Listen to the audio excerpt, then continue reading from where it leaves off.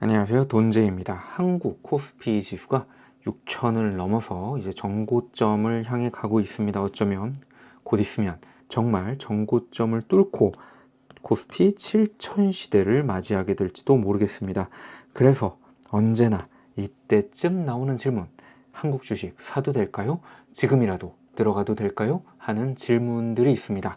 거기에 대해서 저는 아주 단호한 대답을 가지고 있습니다.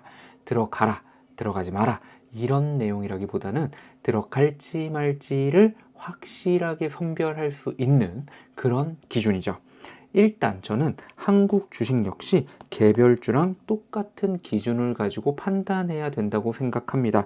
여기에서 개별주와 똑같은 기준이라는 것은 이런 겁니다. 확신이죠. 제가 자꾸 이 확신 얘기를 하는데 주식은 확신을 가지고 가야지만이 돈을 벌 수 있는 그런 게임이라고 보입니다. 왜냐하면 확신을 가지고 있어야 떨어질 때 저렴한 가격에 훨씬 더 많은 수량을 확보할 수 있고, 그 수량이 바탕이 되어야 나중에 복리 효과를 정말 제대로 누리면서 정말 많은 수익을 얻을 수 있거든요.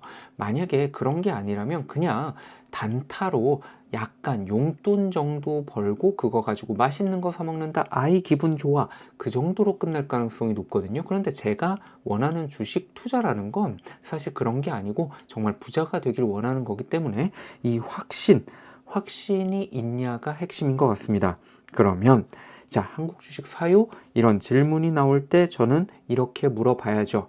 너는 한국 주식이 앞으로도 7천 간다, 뭐 이런 거 말고 한 10년 후에도 계속해서 쭉 성장할 수 있을 거라고 믿어? 이 질문을 하고 거기에 대한 대답에 따라서 살지 말지를 결정하면 돼 라고 말해주면 될 것 같습니다. 지금 주식을 산다고 가정을 해보죠. 이 사람에게는 확신까지는 없는 겁니다. 얼마까지 올라갈지. 그러면 결국 이득을 좀 보다가 에랄 모르겠다, 팔아야 되겠다는 시점이 오겠죠? 어느 순간이될진 그건 사람마다 다르니까요. 어떤 사람은 야수의 심장이어서 정말 10년 동안 끌고 와서 큰 돈을 벌겠지만 이거는 확신이 없다면 거의 불가능할 거라고 보고요. 왜냐면 올라가는 도중에 올라갔다 내려갔다 올라갔다 내려갔다 이렇게 반복할 거기 때문에 어느 순간에 올라가는 지점에서 팔았다면 그 정도의 수익을 보고 끝날 거고요. 만약에 떨어지는 것을 견디지 못해서 쫄아가지고 에라 모르겠다, 팔아야 되겠다라고 생각을 한다면 그때는 어떻게 되는 거죠? 네, 오히려 손해를 보겠죠. 실제로 계속 가지고 있었다면 이익을 냈을 텐데 말이죠. 제가 지난 영상에서 한국전력 이야기를 해드렸는데 그 10년 전에 한국전력 약 4만 원 정도 하던 이 주식이 사실 4만 원대까지 복구한 거는 얼마 되지 않았다고 말씀드렸잖아요. 작년 6월만 해도 2, 3만 원대였습니다. 그러니까 9년 동안을 마이너스로, 그것도 반토막 까지 갈 수 있는 마이너스, 내가 투자한 금액의 한 60%까지 내려가는 그런 마이너스를 유지하고 있었음에도 팔지 않고 견디는 그 패기, 그 믿음, 그 확신, 그것이 있었다라면 많이 벌진 못하더라도 손해는 피할 수 있었겠죠. 하지만 또 모릅니다. 여기에서 10년 후에는 어떻게 될지 모르거든요. 그러면 이거를 10년 동안 더 버티고 궁둥이 깔고 앉아서 수익으로 만들어낼 수 있는 그런 집념, 그런 것이 있다면 살만 하겠죠. 자, 한국 주식에 대해서 그렇게 생각하십니까? 그 정도라고 믿음을 가지고 계십니까? 그렇다면 사야죠. 그럼 너의 판단은 어떠냐라고 물어보실 수 있을 것 같습니다. 한번 고민해 봐야 되겠네요. 정말 한국 주식은 살만할까? 한국은 앞으로 과연 어떻게 될까요? 저는 개인적으로 한국이라는 국가가 지금 현재 세계 5, 6위권의 강대국이라고 표현되고 있고 평가받고 있거든요. 이것은 경제만을 다룬 것은 아니고 경제, 그 다음에 나라의 어떤 문화라든지 여러 가지 것들을 종합 평가했었을 때 외국의 외신이라든지 외국의 어떤 매체에서 조사한 것들, 결과 낸 것들을 보면 대략 세계 5, 6위권이라고 평가를 하더라고요. 그러면 지금 이 세계 5, 6위권의 강대국까지 온 대한민국이 앞으로 어떻게 될 것인가? 왜냐하면 주가라는 것은 결국 나라의 경쟁력과도 일맥상통하는 것이기 때문에 이 질문에 대한 답을 꼭 해봐야 되는데 저는 이보다 더 올라가기는 정말 쉽지 않을 거다라고 보긴 합니다. 앞에 있는 나라들이 너무 쟁쟁하더라고요. 미국이라든지 중국이라든지 러시아라든지 독일이라든지 이런 국가들을 우리가 넘어서야 된다는 건데 도대체 여기에서 어디를 넘을 수 있을까라고 판단해 보기에는 정말 너무 대단한 나라들입니다. 하지만 저는 그럼에도 불구하고 어쩌면 이들 국가 중에 한 개 정도는 더 넘을 수 있지 않을까라는 생각도 하긴 합니다. 하지만 그것은 정말 쉽지 않은 일일 거라서 일반적으로 가능성이 있다고 봤었을 때 저는 한국이 앞으로 지금 수준을 유지해 나갈 것 같다는 생각 정도를 합니다. 이거보다 떨어질 거라고 생각은 안 해요. 이유는 몇 가지가 있는데 첫 번째는 민주주의의 힘입니다. 저는 이 민주주의의 힘을 굉장히 믿는 편인데 이게 왜냐면 지도자가 잘못된 선택을 하고 지도자가 굉장히 이상한 짓을 했었을 때 우리가 민주주의의 힘으로 투표도 하고 해서 바꿔낼 수 있잖아요. 그래서 계속해서 성장해 나갈 수 있는 정권을 얼마든지 만들어낼 수 있다라고 생각하면 이 민주주의의 힘은 저는 굉장히 크고 중요하다고 생각을 합니다. 그리고 여기에 또 한 가지 민주주의의 힘이 정말 극대화되는 외부 환경이 만들어졌습니다. 왜 그러냐면 바로 트럼프 때문에요. 이 트럼프가 지금 대한민국의 민주주의의 힘을 기존보다 조금 더 높은 곳으로 끌어올리고 있는데 이게 왜 그러냐면 사실 민주주의의 천병이자 민주주의의 중심이자 민주주의의 최고봉은 사실 미국 아니었겠어요? 미국이야말로 정말 민주주의 국가잖아요. 그런데 그럼 미국의 대통령이 트럼프가 되면서 뭔가 민주주의는 맞는데 얘네들이 우리 같은 민주주의 국가들에게 혹은 동맹이라고 여겨졌던 국가들에게 하는 짓이 완전 깡패 짓이네 라는 게 됐어요. 물론 저는 미국이 대한민국처럼 민주주의의 회복력을 가지고 있을 거라고 생각하고 트럼프 다음에는 나아질 거라고 생각됩니다만 안 그럴 수도 있죠. 트럼프가 계엄령을 선포해가지고 계속해서 집권할 수도 있는 거 아니겠어요? 물론 그렇게 된다면 미국은 우리나라와는 좀 다르게 투표가 아닌 총이라는 좀 굉장히 좀 사기적인 무언가를 가지고 있어서 이걸로 어떤 일이 펼쳐질지 모르겠다라는 그런 생각도 해봅니다만 어쨌든 거기까지는 너무 많이 간 것 같고요. 제 의견은 이런 겁니다. 미국이 지금 흔들리고 있고 미국이 민주주의 진영에서 어떤 대표로서 형님으로서의 역할을 점점 잃어가고 있는 이 판국에서 한국이 갑자기 민주주의에서 굉장히 중요한 국가로 발돋움하는 것 같아요. 민주주의 국가 중에서 AI 관련해서 이렇게 세계 최고의 영향을 가진 나라는 미국하고 한국이잖아요. 물론 중국이 있긴 하지만 민주주의 진영이라고 보기엔 좀 어려우니까요. 그렇기 때문에 한국의 UN AI 센터가 만들어지는 거거든요. 갑자기 한국이 민주주의 진영에 굉장히 중요한 중심점이 되어가고 있는 느낌이 나기 시작하는 거죠. 그런데 이것만 그런 게 아닙니다. 뭔가 무기라든지 이런 쪽도 지금 나토랑 한국이랑 굉장히 긴밀하게 얘기하고 있는 게 보여지거든요. 이런 것만 봐도 사실 미국을 제외하고 우리가 무기를 어디에서 조달할 수 있지? 라고 하면 또 한국이네요. 민주주의 국가로서요. 그리고 몇몇의 미국과 우호적인 관계를 가지고 있는 중동 국가들도 한국을 굉장히 중요한 파트너로 보고 있다는 것이 지금 계속 드러나고 있거든요. 거기에 우리나라 AI, 로봇 이런 신기술들, 최신 제조 기술들, 에너지와 관련된 역량들, 그리고 심지어 문화의 힘까지 이런 모든 것이 다 갖춰져 있는 상황에서 민주주의 국가들의 차기 대표격 혹은 대표는 아니더라도 굉장히 큰 중심적인 위치에 도달하려고 하는 게 지금 한국인 것처럼 보입니다. 그래서 저는 이 민주주의의 힘에 있어서 한국이 지금 매우 크다고 생각을 하고요. 그리고 이미 말씀드리긴 했지만 이 민주주의의 힘을 극대화시킨 게 한국이 가지고 있는 바로 첨단 기술과 제조의 힘인 거겠죠. AI로서, 반도체로서, 로봇으로서, 그리고 그 외에 다양한 것들을 제조, 생산해낼 수 있는 능력으로서 한국의 입지가 계속해서 올라가고 있다는 그런 인지를 제가 하게 됩니다. 그런 것들은 사실 요즘에 신문기사만 봐도 너무나 쉽게 알 수 있고요. 그래서 앞으로 이게 조금 사그러들기는 쉽지 않겠다. 계속해서 역량이 개발되겠다라고 생각을 하고요. 저는 특히나 진짜 중요한 것 중에 하나가 AI랑 제조가 엮이는 거를 매우 중요하다고 생각을 하는데 사실 AI 자체가 우리가 챗GPT를 쓰고 제미나이를 쓰고 그래서 정보를 얻고 이런 거에도 매우 큰 영향을 끼치고 매우 많은 변화를 만들어내겠지만 사실 생산 환경에서 너무나 큰 변화를 만들 것 같습니다. AI가 들어간 로봇 그것이 공장의 생산을 대체하는 순간 사실 우리나라에는 굉장히 큰 문제점 혹은 우리의 약점이라고 여겨졌던 인구가 적은 문제가 갑자기 해결될 수 있는 거예요. 왜냐면 인간이라는 노동력을 투입하지 않고도 대체 노동력을 만들어낼 수 있으니까요. 심지어 더 저렴한 비용으로 말이죠. 사실 옛날에는 이 인구수의 부족 때문에 결국 우리가 더 큰 선진국으로 나아가기 위해서는 북한과의 통일이 꼭 필요하다는 이야기도 있었습니다. 왜냐하면 그렇게 됐을 때 인구가 증가하니까요. 하지만 AI 시대가 되면서 과연 꼭 인구가 증가해야지만이 대한민국의 모든 역량이 증가할 것인가? 생산성이 향상될 것인가?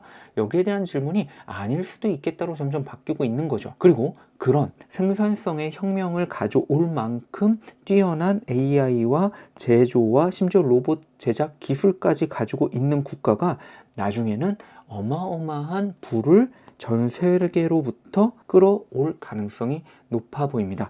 그리고 전 세계에서 이것을 실제 현실로 만들 수 있을 법한 국가는 현재로서는 미국, 중국, 한국 정도가 보이거든요. 뭐 앞으로는 모르겠지만, 그래서 저는 이걸 봤을 때, 야, 앞으로도 한국은 좀 잘 나가겠네 라는 생각을 하게 되는 거죠.